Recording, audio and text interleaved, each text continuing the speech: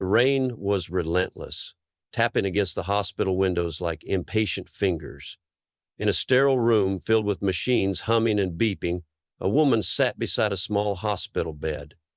Her hands trembled as she gripped her daughter's tiny fingers, and her eyes, wide with panic, darted to the doctor standing solemnly by the door.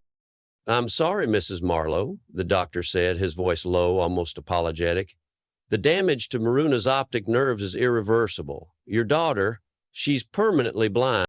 The words hit her like a physical blow. She felt herself swaying, reaching out blindly to steady herself against the bed rail. The heart monitor's steady beep echoed louder in her ears as her world blurred into confusion and despair. "This is my fault," she gasped. "I should have gotten her here sooner. I should have." "Stop it, Emily," her husband snapped, pacing the room. His face was a tight mask of anger and guilt. "Blaming yourself won't fix this. We need to think about what comes next." "What comes next?" Emily shouted, her voice cracking. "Our daughter's world just went dark, and you're talking about what comes next?" MROONA, the little girl between them, stirred and smiled softly. She reached out into the empty air until her mother guided her hand into hers. "Mommy," she said, "it's okay. I can still hear you. I can still play." Tears welled in Emily's eyes as she hugged her daughter tightly. In that moment, she realized MROONA's spirit wasn't broken, and neither could theirs be. Weeks passed. MROONA adapted quickly to her new world without sight. She laughed when she played with her stuffed animals. She listened to stories. She even learned to count her steps across the living room. Emily marveled at her daughter's resilience, though her heart still ached every time she caught MROONA groping at a sunbeam she couldn't see. One cloudy afternoon, while wandering near the edge of the old woods, the family stumbled across something unexpected. Beneath the twisted roots of a fallen oak tree huddled a small, strange creature. It was grayish blue, with sad, drooping ears and wide, lonely eyes. It whimpered when they approached, shivering as if expecting cruelty. "Should we take it?" MROONA asked, her hands groping toward the sound. Emily hesitated. Whispers had long circulated about strange creatures lurking in these woods.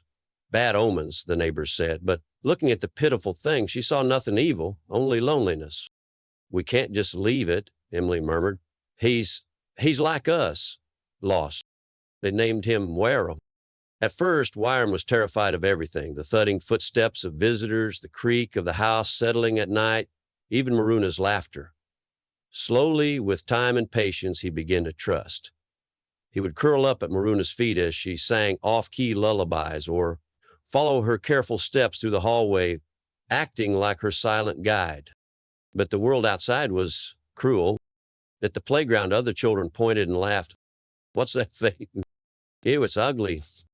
MROONA's cheeks would flush, but she always stood tall, taking WYRUM's paw in her hand. "He's my friend," she would say, "and he's braver than any of you." One day, a terrible scream shattered the calm. Emily rushed from the kitchen, heart hammering, to find MROONA collapsed on the porch steps, clutching her face, WYRUM yelping frantically beside her. "She tripped," gasped a neighbor, "because of that thing. It distracted her." Emily gathered her daughter in her arms, fury bubbling inside her. That night, after MROONA fell asleep, Emily sat alone in the kitchen, guilt gnawing at her. "I can't keep doing this," she whispered to the empty room. "I have to fix this." Hope came unexpectedly. A letter arrived from an experimental clinic across the state. The doctors there claimed they had developed a revolutionary procedure, risky, unproven, but with the potential to regenerate damaged optic tissue. They scraped together every penny they had. They drove through rain and sleepless nights. When the day of the surgery came, Emily kissed her daughter's forehead 1,000 times and whispered, "See you soon, my brave girl." The hours dragged like years. Then, finally, the surgeon emerged, smiling. "It worked," he said simply. Emily collapsed into her husband's arms, sobbing with relief. The first thing MROONA saw when the bandages came off was her mother's tear-streaked face. She giggled and touched Emily's nose. "You have freckles, Mommy. I didn't know." The happiness, however, was short-lived. Old wounds opened during the recovery process. One heated evening, a fight broke out between Emily and her husband over MROONA's paternity. Accusations were hurled, secrets exposed, trust shattered. "I can't believe you," he bellowed. "I did it for her," Emily screamed back. The next morning, he was gone. Only a note left on the table. I hope someday you understand why I had to leave. MROONA was too young to grasp it all. Instead, she turned to WYRUM, who had grown larger now, more confident. They spent hours playing simple games, hide and seek, hopscotch, counting stars. Their laughter wove around the house, pushing back the darkness that lingered. Years passed, but strange things began to happen. First came the exhaustion. WYRUM, once lively, would collapse mid-chase, panting heavily. MROONA herself felt it too. Aching joints, blurred vision, a deep fatigue that no sleep could cure. Then came the news, radiation, a leak in the old woods where WYRUM had been found. It had seeped into him and through him into them. Emily sat at the kitchen table, staring at the test results. She felt ancient, brittle. MROONA slept fitfully upstairs, her skin pale and cold. I did this, Emily whispered to herself. I brought this on us. A choice loomed: to isolate WYRUM, to banish him, or to find a cure, if one even existed. Desperation drove them to seek out a recluse, Dr. Vrax, a scientist infamous for experimenting with genetic anomalies. His lab was hidden deep in the wastelands, guarded by traps and warnings. But Emily, MROONA, and WYRUM had nothing left to lose. The journey was brutal. Sandstorms, poisoned rivers, endless deserts. Emily coughed blood by the time they reached the rusted gates. Dr. Vrax was a thin bird-like man with eyes that gleamed too brightly. He agreed to help, but at a price. I need control, he said simply, full control over the subjects.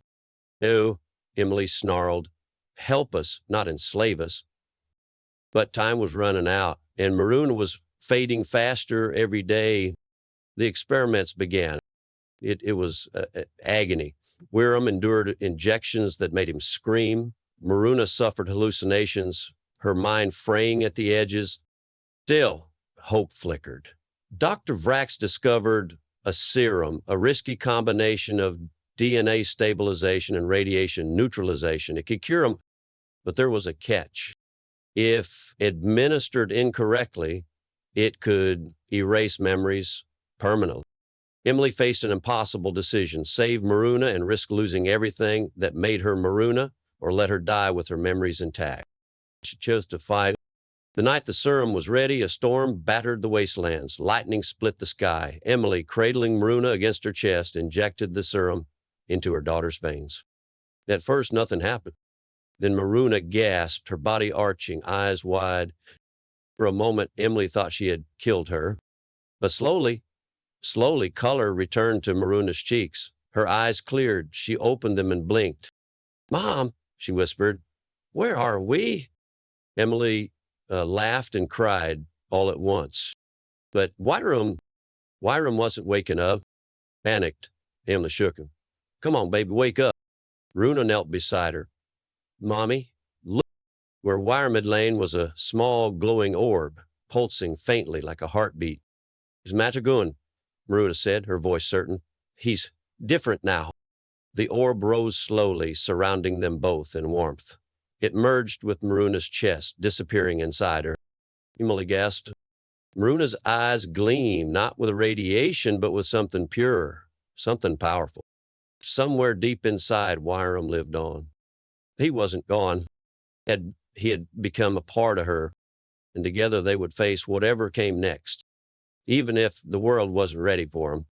Bishvik also